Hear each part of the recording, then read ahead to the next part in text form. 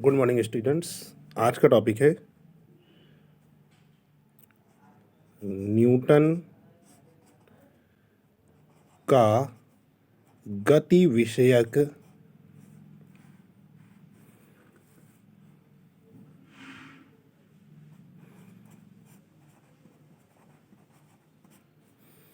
द्वितीय नियम।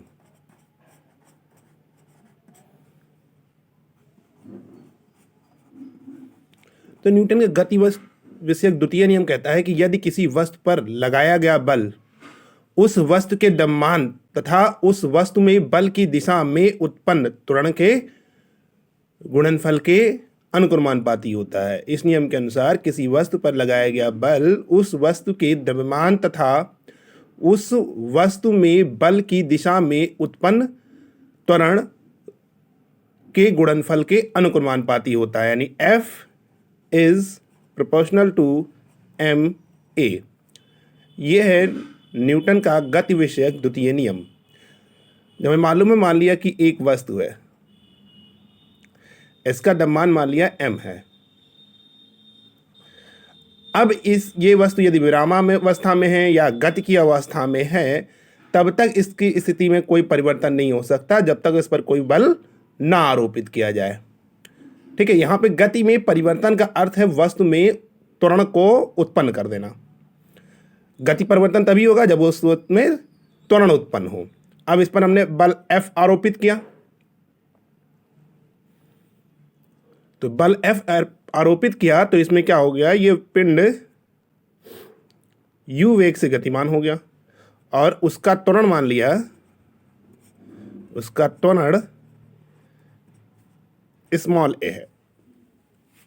तो न्यूटन के गति विषयक द्वितीय नियम के अनुसार किसी वस्तु पर लगाए गए बल एवं वस्तु में उत्पन्न त्वरण में एक संबंध होता है। तो यह द्वितीय नियम इसी संबंध को दर्शाता है। मान लिया कि एक m द्रव्यमान की एक वस्तु है, उस पर बल F आरोपित करने पर उसमें उत्पन्न त्वरण a है, उसमें उत्पन्न त्वरण a है। ठीक है, तो प्रयोगों द्वारा न्यूटन ने यह बताया कि एक निश्चित द्रव्यमान वाली वस्तु पर लगाया गया बल F उसके त्वरण के अनुक्रमानुपाती होता है। मतलब जितना अधिक बल होगा उसमें उतना ही अधिक त्वरण उत्पन्न होगा। और इन्होंने प्रयोगों द्वारा यह निष्कर्ष निकाला कि यह निश्चित त्वरण उत्पन्न करने के लिए जो भी उस पर बल आरोपित किया गया उसके द्रव्यमान के अनुक्रमानुपाती होता है। अर्थात अगर कोई वस्तु बहुत भारी है, अगर हमें उसमें त्वरण उत्पन्न करना है तो हमें अधिक बल लगाना पड़ेगा। और इन्हीं दोनों इक्वेशंस को न्यूटन ने क्या किया, कंबाइन कर लिया। अब यहाँ से आप देख सकते हैं समीकरण 1 व 2 से, समीकरण 1 व 2 से ये आ जाएगा F is proportional to ma, यानी F is equal to KMA। जब प्रोपोर्शनैलिटी का निशान हटता है तो इसके स्थान पर एक नियतांक आता है, जहाँ K क्या है, एक नियतांक है। ये K एक नियतांक है। ठीक है, सामान्यतः जो बल का मात्रक चुना जाता है वो एकांक बल, एकांक द्रव्यमान की वस्तु में एकांक त्वरण उत्पन्न कर सके। या ये कह सकते हो, यदि m बराबर 1 किलोग्राम हो जाए, ठीक है, और उसमें उत्पन्न त्वरण क्या है, 1 मीटर पर सेकेंड स्क्वायर है, तो उस पर आरोपित बल कितना हो जाएगा, 1 न्यूटन होगा। अब ये सारी वैल्यूज को अगर हम इस वाली इक्वेशन में रख दें तो यह आ जाएगा 1 is equal to K into 1 into 1। तो यहां से हमें मिल जाएगा K इज इक्वल टू 1। तो प्रयोगों द्वारा जो ये नियतांक है इसका मान 1 आता है, तो यहां से हमें मिल जाएगा F is equal to M A, और यही आपका न्यूटन का गति विषयक द्वितीय नियम है। यानी न्यूटन के गति विषयक द्वितीय नियम से हमें पता चला बल बराबर द्रव्यमान गुणे त्वरण। ये हमें न्यूटन की गति विषयक द्वितीय नियम से पता चला बल बराबर द्रव्यमान गुणे त्वरण।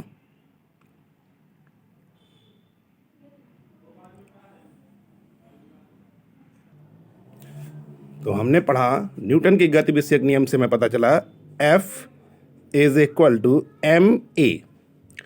अब बल का जो मात्रक हमें ज्ञात करना हो, तो बल के मात्रक हमें ज्ञात करने हैं, तो CGS पद्धति में बल का मात्रक डाइन होता है।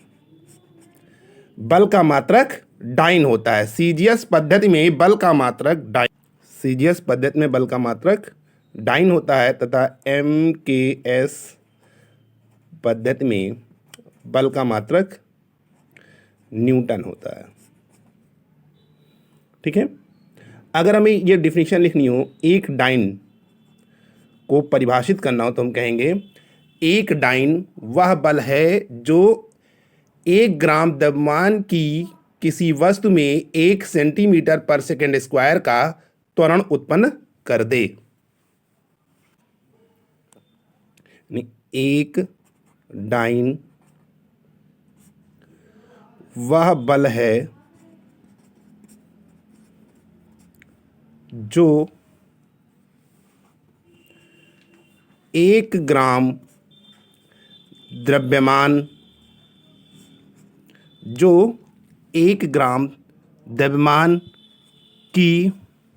द्रव्यमान की किसी वस्तु में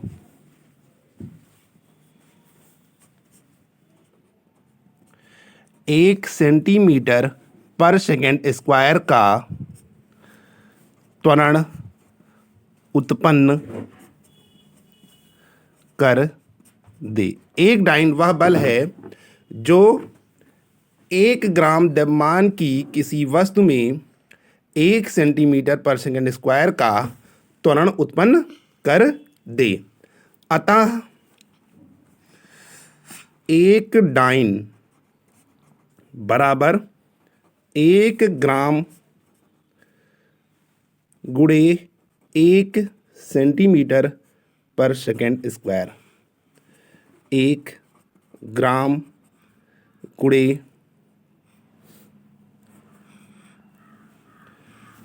1 सेंटीमीटर पर सेकेंड स्क्वायर। इसी प्रकार अगर हमें एक न्यूटन को परिभाषित करना हो, तो हम बताएंगे एक न्यूटन वह बल है जो 1 किलोग्राम की किसी वस्तु में 1 मीटर पर सेकेंड स्क्वायर का त्वरण उत्पन्न कर दे। यानी 1 न्यूटन बराबर 1 किलोग्राम गुणे 1 मीटर पर सेकेंड स्क्वायर। अगर हमें इसे सीजीएस सिस्टम में बदलना हो, तो हम ये कह सकते हैं 1 किलोग्राम में 1000 ग्राम। तो यहाँ लिख लेंगे 1000 ग्राम, और 1 मीटर पर सेकेंड स्क्वायर को अगर हम सेंटीमीटर में बदलें तो हो जाएगा गुणे 100, यानी 100 सेंटीमीटर पर सेकेंड स्क्वायर। तो ये हो जाएगा 3 2 5, यानी ये हो जाएगा 10 की पावर 5 डाइन। यानी 1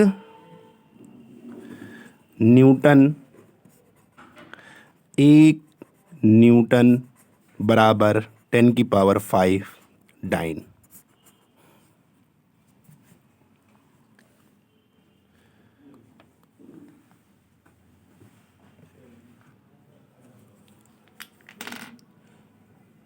बल का एक अन्य मात्रक किलोग्राम भार भी होता है।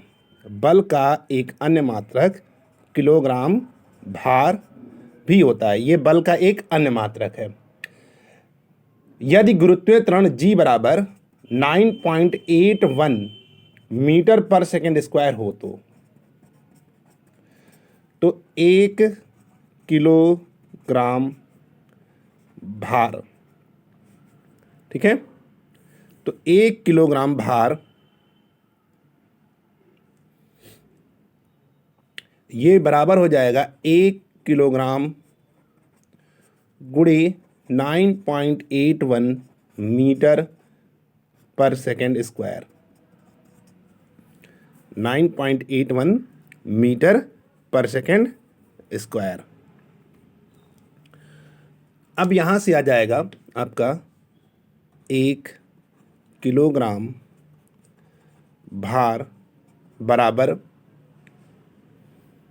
ये हो जाएगा 9.81 किलोग्राम मीटर पर सेकेंड स्क्वायर, या इसी को हम लिख सकते हैं 9.81 न्यूटन। यानी 1 न्यूटन बराबर 1/9.81 किलोग्राम भार।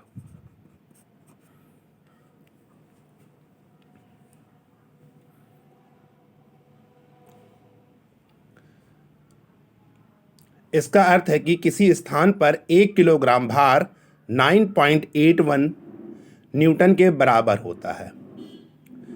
अब न्यूटन के गति विषयक नियम के कुछ उदाहरण हैं।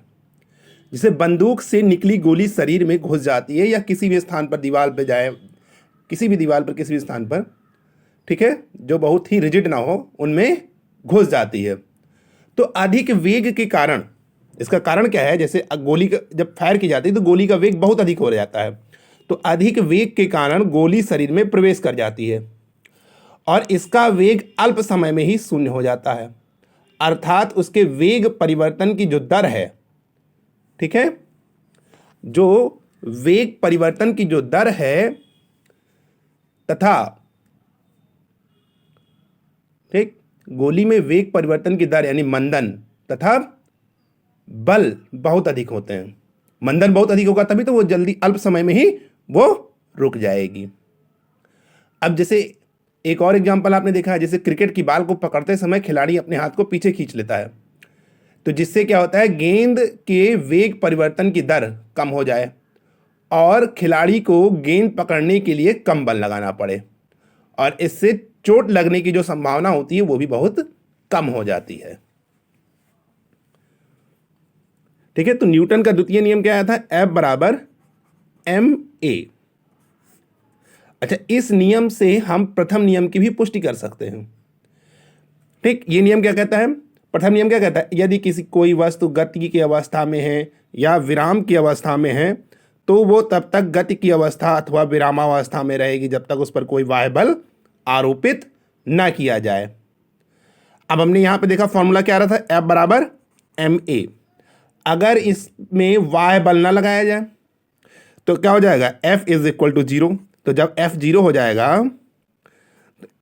ma, अब यहां पर m तो 0 होगा नहीं क्योंकि वस्तु का है तो उसका कुछ ना कुछ तो द्रव्यमान होगा ही, तो यहां पर क्या हो जाएगा, a इज इक्वल टू 0। यानी क्या हो जाएगा, अगर हम उस वस्तु पर कोई बल आरोपित ना करें तो उस पर उत्पन्न त्वरण भी क्या हो गया, शून्य हो गया। यानी वस्तु के वेग में कोई परिवर्तन नहीं होगा और वस्तु यथावत रहेगी, और यही न्यूटन का प्रथम नियम है।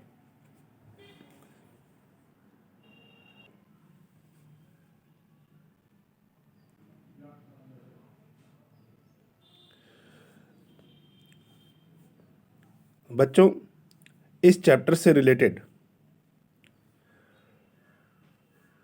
नोट्स और कुछ महत्वपूर्ण सूत्र, इंपॉर्टेंट फार्मूले आपको हमारे टेलीग्राम चैनल में मिल जाएंगे, और इस टेलीग्राम चैनल का लिंक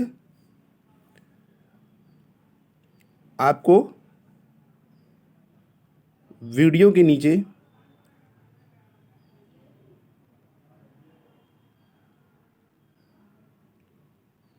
मिल जाएगा।